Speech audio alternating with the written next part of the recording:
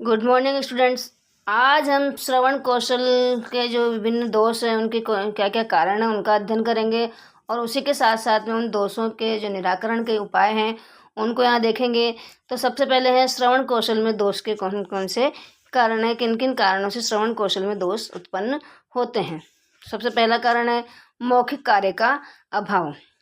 जब कक्षा में हिंदी शिक्षण करवाया जाता है तो कुछ शिक्षक ऐसे होते हैं जो कि शिक्षण कार्य के दौरान मौखिक कार्य बहुत ही कम करवाते हैं। तो इससे क्या होता है कि छात्रों में शीघ्रता से श्रवण का अभ्यास पूर्णतः नहीं हो पाता है और उसके कारण श्रवण कौशल में दोष उत्पन्न हो जाते हैं। नेक्स्ट है कक्षा में कठोर नियंत्रण।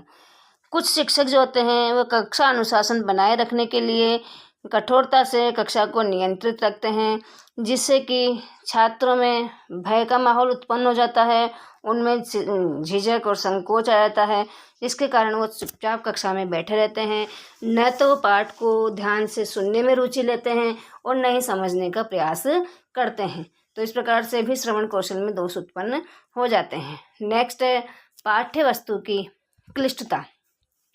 कठिन पाठ्य वस्तु अर्थात जो पाठ्य वस्तु जो कंटेंट होता है, कुछ कंटेंट हिंदी की पाठ्य पुस्तक में ऐसा भी होता है जो कि बच्चों को समझने में कठिन होता है, तो जिसके कारण छात्रों में समझ नहीं आ पाती है और छात्र उससे घबरा जाते हैं और वे पाठ पर ध्यान नहीं देते हैं। जब उन्हें पाठ को समझाया जाता है तो वो समझने में श्रवण में लापरवाही करते हैं। नेक्स्ट है अशांत वातावरण। कक्षा का और उसके बाहर का आसपास का जो वातावरण अगर अशांत होता है तो उसका भी श्रवण पर बहुत अधिक प्रभाव पड़ता है। उसके कारण भी विभिन्न प्रकार के दोष जो हैं वो श्रवण कौशल में आ जाते हैं। वातावरण अशांत होने पर श्रवण दोष होते आना स्वाभाविक माना जाता है। छात्र आसपास में होने वाला जो शोरगुल होता है उसके कारण कक्षा में कहीं भी जो बात होती है शिक्षक के द्वारा उसे भली प्रकार से श्रवण सुन नहीं पाते हैं और एक पहली बात तो होती है कि उसे सुन नहीं पाते हैं और उनका जो ध्यान है वो शोर की ओर ज़्यादा खिंच जाता है। वो ये उनका ध्यान यही रहता है कि बाहर क्या हो रहा है, बाहर क्या कहा जा रहा है। तो इसके परिणाम स्वरूप क्या होता है कि वह अपना ध्यान पाठ जो पढ़ाई जा रही विषय वस्तु है उस पर केंद्रित नहीं कर पाते हैं, तो जिसके कारण भी दोष आ जाते हैं। नेक्स्ट है एक साथ दो काम।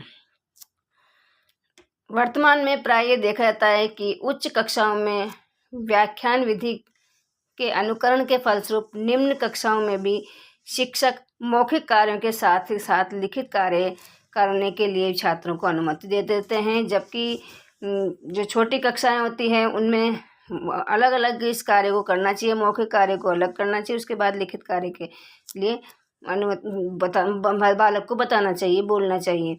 और जबकि जो बड़ी कक्षाएं होती है उसमें जब लेक्चर मेथड से जब पढ़ाया जाता है तो उसमें छात्र साथ साथ अपने नोट्स बनाते जाते हैं, तो ऐसा बड़ी कक्षाओं में होता है। लेकिन इसी का अनुकरण शिक्षक आजकल वर्तमान में छोटी कक्षाओं में भी करने लग गए हैं।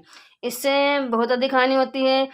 बालक जो है उसमें पूर्ण रूप से श्रवण कौशल का विकास हो ही नहीं पाता और न तो वो सही तरीके से सुन पाता है और न ही वह लिख पाता है। तो दोनों ही जो कार्य हैं वो उसके उन दोनों में ही वो बाधा आ जाती है। तो इसलिए छोटी कक्षाओं में एक बार में एक ही कार्य कराना चाहिए। नेक्स्ट है श्रवणेंद्रियों का बाधित होना।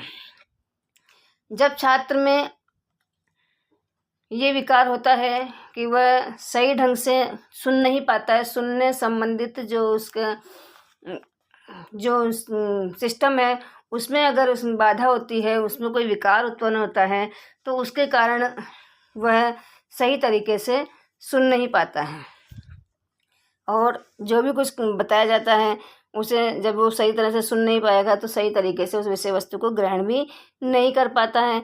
तो इस प्रकार से ये भी एक मुख्य कारण होता है श्रवण इंद्रियों का जो श्रवण कौशल के विकास से संबंधित। तो इस प्रकार से ये प्रमुख दोष माने गए हैं जो कि श्रवण कौशल में पाए जाते, दोषों के कारण माने गए हैं जो कि श्रवण कौशल में पाए जाते।